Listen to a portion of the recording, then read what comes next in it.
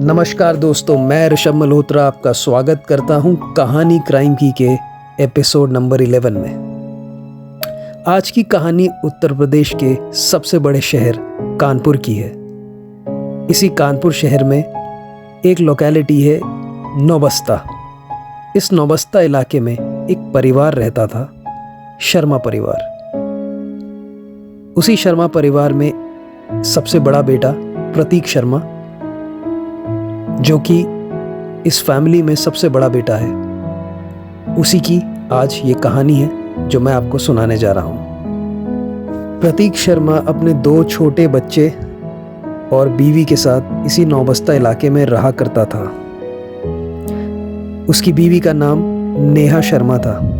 Neha belong करती थी अयोध्या से। उसका पूरा परिवार अयोध्या में रहा करता था और प्रतीक कानपुर में रहा करता था। प्रतीक का आना जाना अयोध्या में चला रहता था, क्योंकि आपको पता है बीवी बच्चे हैं तो छुट्टियों में गर्मियों की आना जाना इनका लगा रहता था।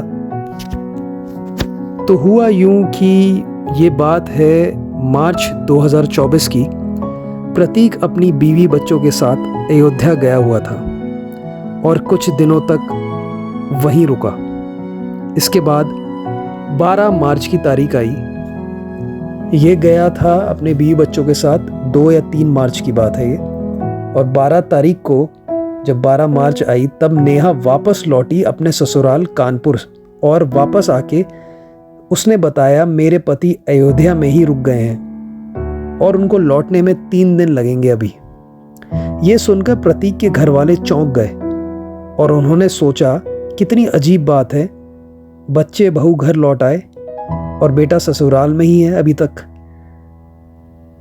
तो ससुराल वालों ने पूछा बहू से कि ऐसी क्या बात हो गई कि तुम आ गई हो और प्रतीक को 3 दिन लगेंगे, वो नहीं आया अभी तक। तो नेहा ने कहा उसके पति यानी प्रतीक पर बहुत कर्जा है, इसलिए वो वहाँ थोड़े दिन तक रुक गए हैं और फ़ोन भी नहीं उठा रहा, फ़ोन भी स्विच ऑफ है। तो लोगों से दूर रहना चाहता है, थोड़ा सा अवॉइड करना चाहता है लोगों को, ये ना पता लगे लोगों को कि ये आ गया है, 3-4 दिन बाद वो आ जाएगा, ऐसा बहू ने कहा अपने ससुराल को। और फिर नेहा ने ये भी बताया कि अयोध्या में उनकी कार का भी एक्सीडेंट हो गया था, तो वो उसको भी रिपेयर करवा रहे हैं, तो वो ठीक हो जाएगी कार, तो वो लौट आएंगे 3-4 दिनों में, आ जाएंगे, आप चिंता मत करिए। इस तरीके से नेहा ने अपने ससुराल वालों को सारी कहानी सुनाई। अब ये बात 12 मार्च की है जब नेहा अपने ससुराल लौट कर आई। इसके बाद 3 दिन का वक्त और गुजर गया। 15 मार्च की तारीख आ गई, लेकिन प्रतीक घर नहीं लौटा। 3 दिन हो गए लेकिन प्रतीक अभी तक घर नहीं लौटा, ना उसका कुछ आता ना पता, ना उसका फ़ोन मिल रहा था। घर वाले चिंता में इतना ज़्यादा परेशान होने लगे कि प्रतीक को बार बार फ़ोन लगाने के बावजूद जब उसका फ़ोन नहीं लगा, स्विच ऑफ जा रहा था, तो उन्होंने फिर बहू से पूछा कि क्या बात हुई है बेटा, कोई बात हुई है, कोई लड़ाई हुई है तुम दोनों के बीच में, कुछ बात है तो हमें बताओ। हम प्रतीक को फ़ोन कर रहे हैं लेकिन उसका फ़ोन लगातार स्विच ऑफ जा रहा है। तो नेहा ने फिर वही कहानी सुना दी कि आपको तो पता है कि बेटे पे कितना कर्जा है, तो वो शायद देनदारों से बचने के लिए उन्होंने अपना फ़ोन स्विच ऑफ कर दिया होगा। और इस तरीके की बातें सारी वो करने लगी, बातें घुमाने लगी। ये बात उसने अपने घर वालों से जब कही, ससुराल वालों से, अब इसके बाद फिर 3 दिन गुजर गए। अब तारीख आ गई 18 मार्च को। होता यूं है कि नेहा अपने बच्चों को लेकर अपने ससुराल से निकल गई बिना किसी को बताए, और गई तो गई, साथ में अपना फ़ोन भी स्विच ऑफ कर लिया। अब ये बात बहुत रहस्यमय थी और राज और भी ज़्यादा गहराता जा रहा था। एक परिवार जिसमें 4 लोग, और चारों के चारों गायब हो गए। पहले बेटा गायब, फिर बहू, और साथ में अब 2 छोटे बच्चों को ले गई वो। शर्मा परिवार में बाकी लोग हैरान हो गए, परेशान हो गए और ये सोचकर दुखी होने लगे कि ऐसा क्या बात हो गई, ऐसी क्या बात हो गई कि अचानक 4-5 दिन में ही सब एक के बाद एक गायब हो गए। और ये सोचकर परिवार का मन घबराने लगा, क्योंकि अक्सर हमने देखा है कि पैसे का मामला जहाँ हो वहाँ जान को खतरा भी रहता है। कोई अनहोनी घटना ना घट गई हो, कोई बात ना हो गई हो, इस तरीके के मन में ख्याल आते हैं। तो अब होता यूं है कि पुनीत शर्मा, जो प्रतीक शर्मा के पिता हैं, उसकी गुमशुदगी की रिपोर्ट लिखवाते हैं नौबस्ता के पुलिस स्टेशन में।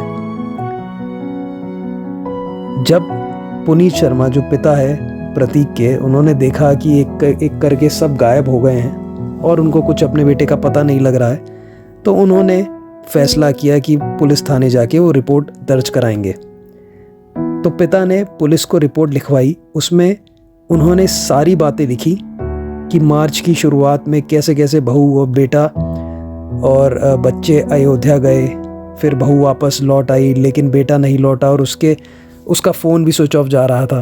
और फिर 3-4 दिन बाद बहू भी अपने बच्चों को लेकर गायब हो गई और उसका भी फ़ोन स्विच ऑफ जा रहा है। लेकिन इस रिपोर्ट में पुनीत शर्मा ने शक जो है अपनी बहू नेहा पर जताया,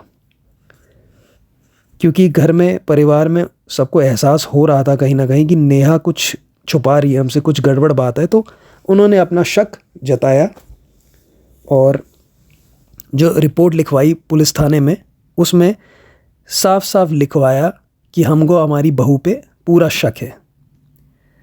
अच्छा, नेहा पे शक जताने की एक और वजह ये भी थी कि उसका बिहेवियर और बॉडी लैंग्वेज घर वालों को समझ में नहीं आ रहा था।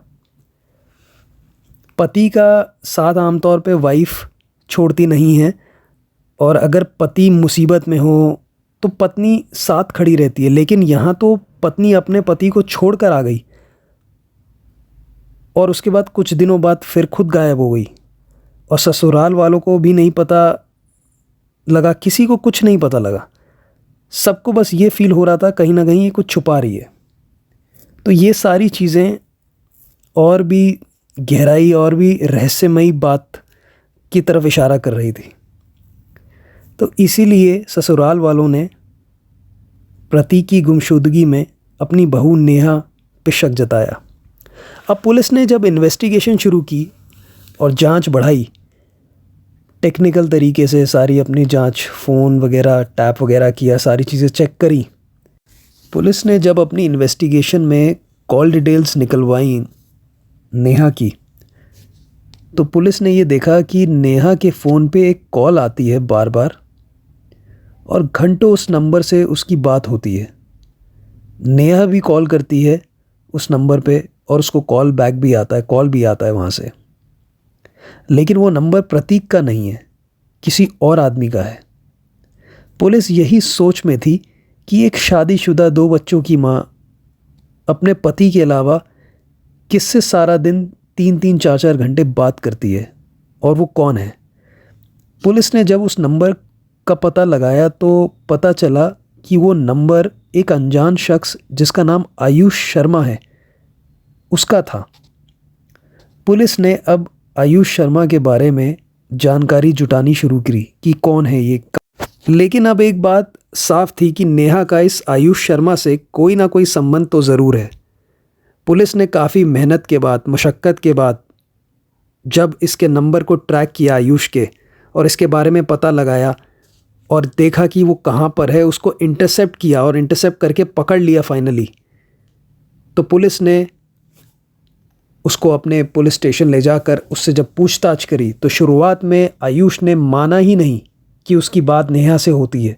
लेकिन जब पुलिस ने CDR, कॉल डिटेल्स दिखाई और टेक्निकल एविडेंस दिखाया कि जिसमें नेहा, प्रतीक और आयुष का फ़ोन जब ट्रैक किया और उन दिनों जब नेहा और प्रतीक अयोध्या गए थे तो पता चला था कि ये तीनों एक ही जगह पे हैं और इन तीनों के फ़ोन लोकेशन भी एक ही जगह आ रही थी और वो अयोध्या नहीं, लखनऊ थी।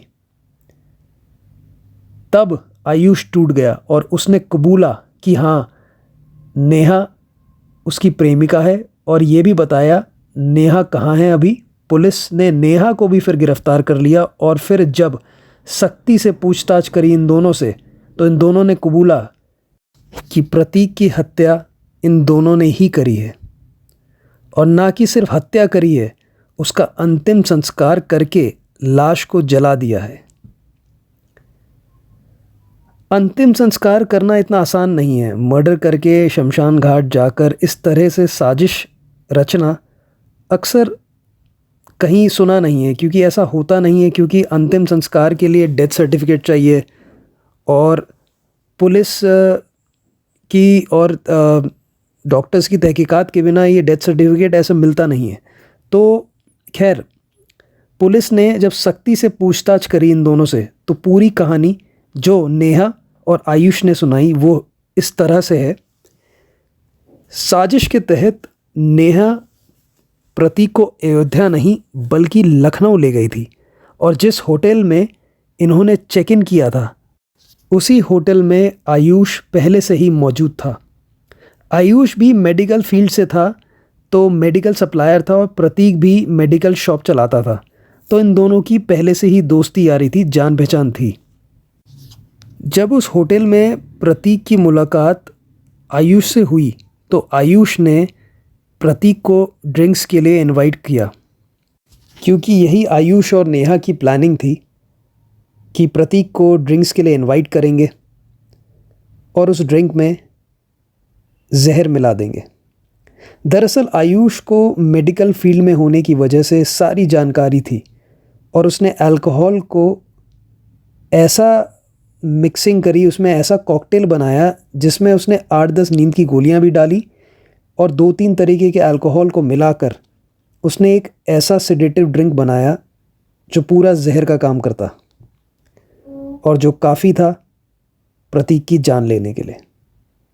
और साजिश के तहत नेहा और उसके प्रेमी आयुष ने धोखे से नशीली दवा वाली ड्रिंक प्रतीक को पिला ही दी।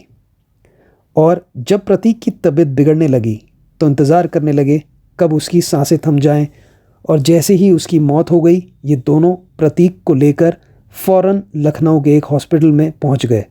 वहां पहुंचकर उन्होंने आधा सच बोला, पूरा तो सच बोल ही नहीं सकते थे, तो आधा बोला। कैसे बताया कि उन्होंने कि ये बहुत ज़्यादा ड्रिंक करते हैं, बहुत ज़्यादा शराब पीते हैं, और इस शराब पीने की वजह से इनकी तबीयत ख़राब हो गई, तो इसलिए हम इनको हॉस्पिटल ले आए हैं।